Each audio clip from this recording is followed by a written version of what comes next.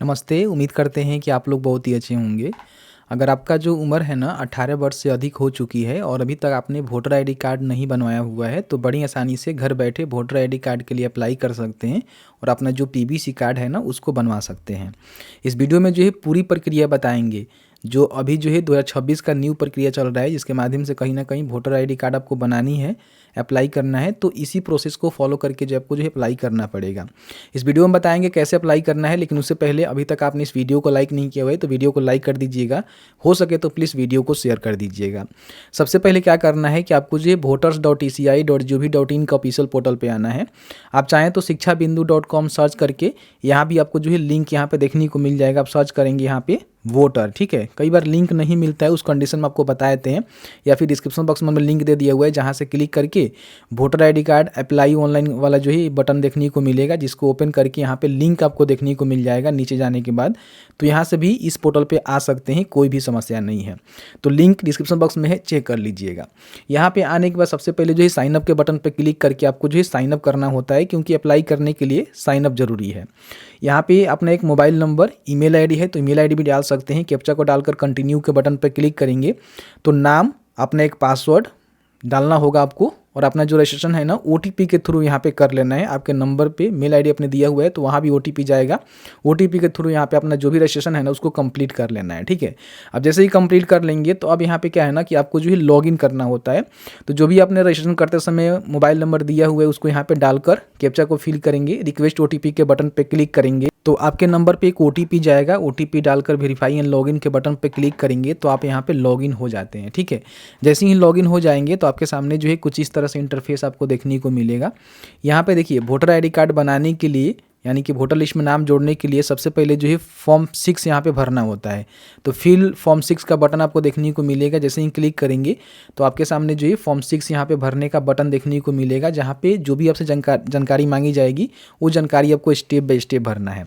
यहाँ पे देखिए कुछ स्टेप हैं, सारे स्टेप को कंप्लीट करके आपको जो है फॉर्म को भरना होता है। तो सारे स्टेप को आपको कंप्लीट करना है।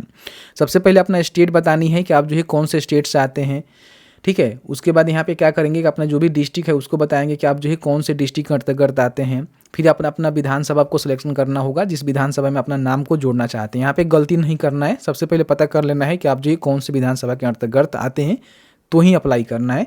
फिर यहाँ पे नेक्स्ट के बटन पे क्लिक करेंगे। यहाँ पे अपना जो भी पर्सनल डिटेल्स है, जैसे कि मान लीजिए आपका जो फर्स्ट नेम है आप यहाँ पे लिखेंगे। जैसे मान लीजिए आपका नाम है डेमो। अब जैसे ही आप डेमो लिखेंगे तो ऑटोमेटिकली यहाँ पे डेमो जो है हिंदी में टाइप हो जाएगा। अगर इसमें किसी प्रकार की गलती होती है तो कीबोर्ड है, इस पर क्लिक करके यहाँ पे एक बार क्लिक करेंगे और आप यहाँ से कट भी कर सकते हैं, और जो भी सही नाम है हिंदी में वो आप यहाँ पे टाइप कर सकते हैं। अगर मिस्टेक होता है तो यहाँ पे अपना सरनेम लिखेंगे। अगर आपका कोई सरनेम है तो यहाँ पे लिखेंगे सरनेम, ठीक है। तो फिर ऑटोमेटिकली देखेंगे तो हिंदी में ट्रांसलेट हो जाएगा। यहाँ भी किसी प्रकार की कोई गलती होती है ना तो उसको आप सुधार कर लीजिएगा, ठीक है। यहाँ पे एक आपको फोटोग्राफ देना है, जो कि ध्यान रखिएगा कि पासपोर्ट साइज होनी चाहिए। और बोला गया है कि आपका जो फोटो है ना वो वाइट बैकग्राउंड के साथ रहेगा तो बेहतर रहेगा। मतलब कि पीछे आपका वाइट जो बैकग्राउंड है होनी चाहिए फोटो के साथ, और 2 MB से JPG या फिर JPG फॉर्मेट में रहेगा। तो आप यहाँ पे चूज फाइल के बटन पे क्लिक करके इसको अपलोड करेंगे। उसके बाद यहाँ पे नेक्स्ट के बटन पे क्लिक करेंगे। यहाँ पे आपको जो भी रिलेटिव नेम है ना उसको देना है, जिसमें आप चाहें तो फादर, मदर, हस्बैंड, वाइफ या फिर कोई लीगल गार्जियन है तो उनको भी आप दे सकते हैं। मुझे फादर का नेम देना है तो मैं इसको टिक करूँगा। फादर का जो नेम है यहाँ पे टाइप करूँगा, जैसे कि इस तरह से ऑटोमेटिकली यहाँ पे हिंदी में हो जाएगा। कोई सरनेम है तो सरनेम भी दे सकते हैं, नहीं है तो इस तरह से डालेंगे और यहाँ पे नेक्स्ट के बटन पे क्लिक करेंगे। यहाँ पे अपना जो भी कॉन्टैक्ट डिटेल्स है, जिसमें आप चाहें तो खुद का मोबाइल नंबर आपके पास है तो सेल्फ के बटन पर क्लिक करके दे सकते हैं, या फिर आपके घर में किसी मान लीजिए मम्मी पापा का है तो उनका भी टिक करके आप यहाँ पे दे सकते हैं। मेल आईडी खुद का है तो यहाँ पे टिक करके मेल आईडी को लिखेंगे। अगर आपके मम्मी पापा का है तो यहाँ पे टिक करके उसको लिखेंगे, ठीक है। देना जरूरी है क्योंकि कॉन्टैक्ट आपसे कभी भी किया जाएगा तो इसी नंबर और ईमेल के माध्यम से किया जाएगा, ठीक है। इसको डालकर नेक्स्ट के बटन पे क्लिक करेंगे तो यहाँ पे अगर आपके पास आधार कार्ड नंबर है तो यहाँ पे आधार कार्ड पे टिक करके आधार कार्ड नंबर को दे देना है, जरूरी है। नहीं है तो नो भी कर सकते हैं भाई, ऐसा नहीं है, लेकिन है तो यहाँ पे जरूर दीजिएगा। उसके बाद ही यहाँ पे नेक्स्ट के बटन पे आपको क्लिक करना है। अब यहाँ पे आपको जेंडर बताना है कि आप जो है कौन से जेंडर से हैं, मेल है, फीमेल है, कोई थर्ड जेंडर भी है ना वो भी यहाँ पे फॉर्म को भर सकता है। फिर नेक्स्ट के बटन पे क्लिक करेंगे। यहाँ पे अपना जो भी डेट ऑफ बर्थ है आपके पास जो प्रूफ होगा यहाँ पे देखेंगे क्लिक करेंगे तो यहाँ पे कई सारे प्रूफ आपको देखने को मिलेगा, जिसमें आप चाहें तो बर्थ सर्टिफिकेट यूज कर सकते हैं, आधार कार्ड यूज कर सकते हैं, पैन कार्ड यूज कर सकते हैं, ड्राइविंग लाइसेंस यूज कर सकते हैं, 10th या फिर इंटरमीडिएट का जो सर्टिफिकेट है उसको यूज कर सकते हैं, या फिर इंडियन पासपोर्ट है तो उसको यूज कर सकते हैं। मेरे पास आधार कार्ड है तो आधार कार्ड का सिलेक्शन करेंगे और आधार कार्ड को क्या करेंगे कि आगे पीछे से फोटो कॉपी कराकर उस पर सिग्नेचर करके सेल्फ अटेस्टेड करके चूज फाइल के बटन पर क्लिक करके अपलोड करेंगे, जो कि जेपीजी, पीएनजी, पीडीएफ में रहेगा, 2 MB से कम रहेगा तो आप यहाँ पर अपलोड कर सकते हैं। और इसी प्रूफ के अनुसार अपना जो भी डेट ऑफ बर्थ है यहाँ से कैलेंडर के माध्यम से चूज करेंगे। सबसे पहले अपना जो भी ईयर है उसको आप यहाँ पर सेलेक्ट करेंगे, फिर यहाँ पे मंथ और डे को सिलेक्ट करेंगे, तो इस तरह से आपका जो डेट ऑफ बर्थ है ना सिलेक्ट हो जाता है। ध्यान रखिएगा इसके अनुसार ही आगे चल के अपने पेरेंट का और अपना जो है डॉक्यूमेंट आपको देना पड़ता है। उसके बाद यहाँ पे प्रूफ को अपलोड करेंगे और नेक्स्ट के बटन पे क्लिक करेंगे। यहाँ पे जो भी प्रेजेंट एड्रेस डिटेल्स है वो आपको भरना है कि आपका जो अपार्टमेंट नंबर, हाउस नंबर या फिर बिल्डिंग नंबर क्या है। यहाँ पे अपना जो भी मोहल्ला है, रोड है उसको लिखेंगे, विलेज टाउन को यहाँ पे लिखेंगे, ऑटोमेटिकली हिंदी में ट्रांसलेट हो जाता है। अगर किसी प्रकार की कोई प्रॉब्लम होता है तो यहाँ पे क्लिक करके इससे सुधार भी कर सकते हैं, कोई भी समस्या नहीं है। पोस्ट ऑफिस यहाँ पे लिखेंगे, पिन कोड यहाँ पे लिखेंगे, तहसील आपको यहाँ पे लिखना है, ठीक है। फिर यहाँ पे डिस्ट्रिक्ट का सिलेक्शन करना है और आपका स्टेट पहले से आपने सेलेक्ट किया हुआ है जो कि रहेगा ही रहेगा।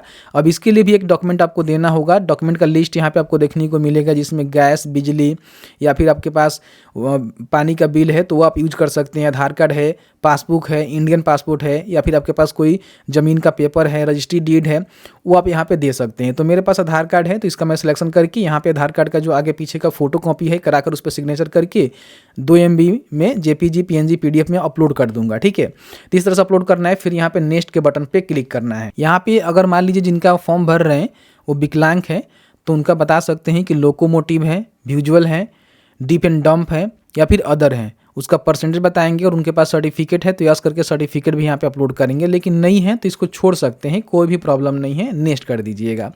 यहाँ पे देखिए फैमिली मेंबर में किसी एक का जो है वोटर लिस्ट में नाम है तो उसकी जानकारी जरूर दे दीजिएगा, जिसमें से आपके माताजी हो सकती हैं, पिताजी हो सकते हैं, या फिर आप शादीशुदा हैं तो वाइफ हो सकती हैं, या फिर आपके हस्बैंड हो सकते हैं, या फिर कोई लीगल गार्जियन भी हो सकता है। इससे क्या होता है कि आपका जो वोटर ID कार्ड है ना बहुत ही जल्द बनता है। तो फैमिली मेंबर का नेम यहाँ पे लिखेंगे, रिलेशन बताएंगे कि जिनका आप दे रहे हैं उनका आपके साथ रिलेशन क्या है, और साथ ही साथ उनका जो वोटर ID कार्ड नंबर यानी कि ईपिक नंबर है वो भी यहाँ पे देना पड़ता है। तो इसको डाल देंगे तो जल्दी आपका जो है वोटर लिस्ट में नाम जुड़ेगा। इन बातों को ध्यान रखेंगे। फिर यहाँ पे नेक्स्ट के बटन पे क्लिक करेंगे। अब यहाँ पे देखिए एनेक्जर जो डी है ना वो आपको देना होता है। बोल रहा है कि आपका जो भी डेट ऑफ बर्थ है ना 1/7/87 से लेकर 2/12/2004 के बीच में है, जो आपने डेट ऑफ बर्थ डाला हुआ है। तो इसके अकॉर्डिंग अगर आपका इंडिया में जन्म हुआ है तो अपना एक डॉक्यूमेंट देना ही देना है, और माता पिता में से किसी एक का डॉक्यूमेंट आपको देना है। ध्यान रखिएगा, अगर 2004 के बाद आपका जन्म हुआ होगा तो फिर यहाँ पे अपना और माता पिता दोनों का देना है। 1987 से पहले हुआ है तो केवल अपना ही देना है, माता पिता का नहीं देना है।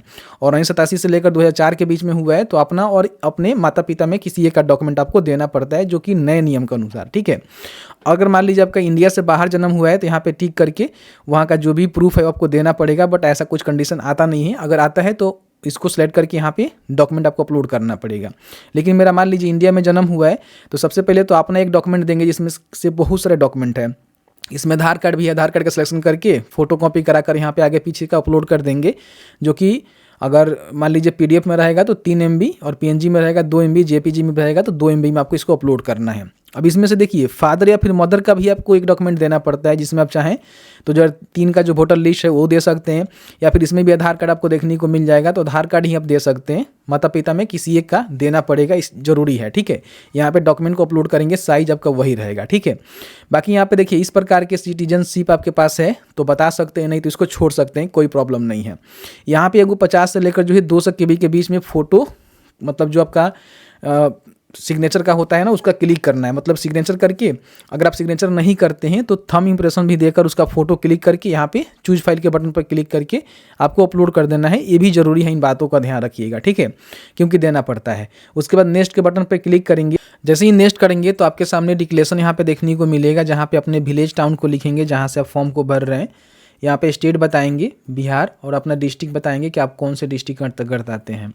देखिए सेक्शन 8A के तहत ये आपसे पूछा जाता है कि ऑर्डिनरी जो आपका रेसिडेंट है वो जो है कब से है, मतलब कि मान लीजिए फिलहाल जहाँ पे आप रह रहे हैं कब से रह रहे हैं। अगर आपका जन्म वहीं पे हुआ है और वहीं पे आप रह रहे हैं तो अपना जो भी डेट ऑफ बर्थ का मंथ और ईयर है ना उसको यहाँ पे डाल देनी है। ठीक है, जैसे कि इस तरह से आप डाल सकते हैं। लेकिन मान लीजिए आपका जन्म जहाँ पे हुआ है फिलहाल वहाँ पे नहीं है, दूसरे किसी जगह पे रह रहे हैं, तो उस जगह पे कितने महीने साल से रह रहे हैं ना, वो आपको यहाँ पे बताना होगा मंथ और ईयर में। ठीक है, उसके बाद यहाँ पे जहाँ से फॉर्म भर रहे हैं उस जगह का नाम लिखेंगे, ऑटोमेटिकली यहाँ पे डेट रहेगा। नेक्स्ट के बटन पे क्लिक करेंगे। जैसे ही प्रीव्यू एंड सबमिट के बटन पे क्लिक करेंगे तो यहाँ पे आपके सामने जो है प्रीव्यू सेक्शंस देखने को मिलेगा, जिसमें आपने जो भी जानकारी भर रखा हुआ है ना, सारे जानकारी को आपको चेक करना पड़ेगा कि वो जानकारी सही है कि नहीं है। आपको लगता है सभी जानकारी सही है तो आप यहाँ पे आगे बढ़ेंगे। अगर आपको लगता है कि आपने कुछ गलत एंट्री कर दिया हुआ है तो यहाँ पे कीप एडिटिंग के बटन पर क्लिक करके एडिट कर सकते हैं। इस फॉर्म को चाहें तो डाउनलोड भी कर सकते हैं जो आपने फिल किया हुआ है। आपको लगता है कि सभी जानकारी सही है तो ई साइन एंड सबमिट के बटन पर क्लिक करके यस करेंगे। ठीक है, अब जैसे ही यस करेंगे तो यहाँ पे जो है आधार के माध्यम से आपको जो है ई साइन करना होता है, जो कि लास्ट में करना मैंडेटरी है। नहीं करेंगे तो फिर आपका एप्लीकेशन कंप्लीट नहीं माना जाएगा। तो यहाँ पे आधार नंबर को डालेंगे, आधार ओटीपी का सिलेक्शन करेंगे, गेट ओटीपी के बटन पर क्लिक करेंगे। आपके आधार कार्ड पे एक जो भी मोबाइल नंबर लिंक होगा उस पर एक ओटीपी जाएगा, ओटीपी डालेंगे, यहाँ पे क्लिक करेंगे, सबमिट के बटन पर क्लिक करेंगे तो आपका जो ई साइन है कंप्लीट होगा। कंप्लीट होने के बाद आपको जो है रेफरेंस नंबर मिलेगा जिसको नोट डाउन करके रख लेंगे। एक रिसिप्ट भी मिलता है जिसको डाउनलोड करके रख लेंगे। ठीक है, कभी भी एप्लीकेशन का जो स्टेटस है वो चेक करना है तो बड़ी आसानी से आप यहीं पे चेक कर सकते हैं। इसके लिए क्या करना है कि आपको जो है होम पेज पे आना है। ठीक है, और यहाँ पे आपको देखने को मिलेगा, देखिए ट्रैक एप्लीकेशन स्टेटस पे क्लिक करके आप चेक कर सकते हैं कि जो भी अपने फॉर्म को भरा हुआ है ना उसका स्टेटस क्या है। यहाँ पे रेफरेंस नंबर जो मिलेगा उसको डालकर यहाँ पे सबमिट करेंगे तो आपको देखने को मिलेगा कि सबसे पहले बीएलओ जो है पॉइंट करते हैं, फिर हियरिंग होगा, उसके बाद आपका अप्रूव होगा या फिर रिजेक्ट होगा। सही जानकारी दिया होगा तो एक्सेप्ट होगा तो फिर आपका वोटर आई कार्ड बन जाएगा, लिस्ट में नाम जुड़ जाएगा। ठीक है, तो इस तरह से बड़ी आसानी से अभी तक आपने वोटर आई कार्ड में नाम जोड़ने के लिए अप्लाई नहीं किया हुआ है, अप्लाई कर लीजिए। आपके मन में किसी प्रकार के कोई भी सवाल होगा इस वीडियो से रिलेटेड हमें जरूर बताइएगा, उसके लिए हम अलग से वीडियो लाने की पूरी कोशिश करेंगे।